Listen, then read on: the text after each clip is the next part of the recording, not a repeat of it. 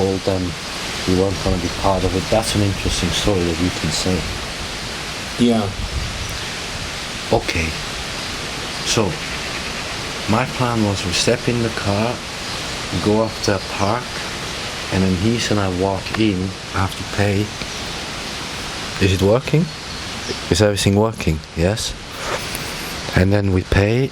I pay, and we go in, and you will then see us. You will then have visual contact with us, so we can tell you what we're doing. And you, can you say something, Heath? He's still measuring here. Yes. Yes, I would. Can you hear like him? to be able to talk a little bit about Einstein. Yes. And his preface to the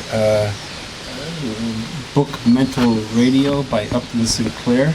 Very few people know about this, but he talked about the unconscious influences between individuals and the form of communication, which is conveyed in a way that we're not conscious of, and that this is the way of the future. And he suggested that we study this more intently.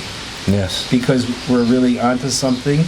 And in an interview with Antonia Valentin, he spoke of human emanations of which we are ignorant, and he said, you remember how skeptical everybody was about electrical currents and invisible waves. That's Tesla. So I would make the analogy with that. That's Einstein makes the analogy. Yes. And of course, later on, when you we go into tomorrow. Okay. We will then tomorrow go into the way of the explorer. Yes. Okay. And Edgar Mitchell, because this will takes do it tomorrow. further in what Einstein's talking about here. He actually does in actual experimentation. Yes, then he sets up the Institute for Noetic Sciences. Yes. And how this actually affects what we're talking about, and how my mind is able to predict, because what I am doing, I express it in an analytical way, only for others to understand. Yes. But it begins with an intuition. Exactly. And the intuition cannot be defined. Exactly. That's how we are. And if this is the real stuff of things, not the political arguments. Yeah. That's right. That's my plan. That's what we're going to. Your most formative years, which exile is anyway a big subject, exile, you met some of the most important people. You met Doris Lessing, Jean-Paul Sartre, and R.D. Laing. You studied with R.D. Laing. Yes.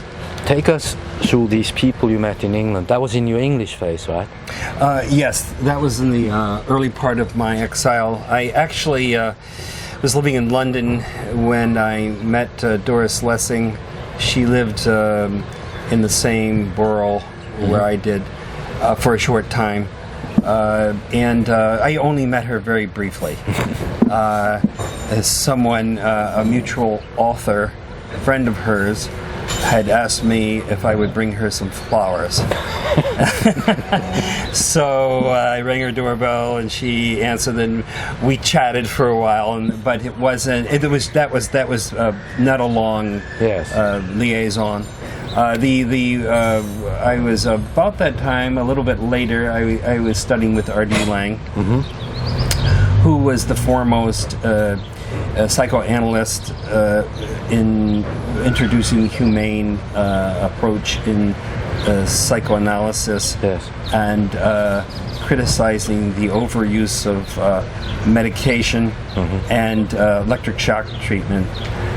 So that was an interesting period. The most important person that I had met during that period was H.W. Cassira, who is the philosopher and the translator of the Bible from ancient Greek into English, and he was a German exile from Nazi Germany.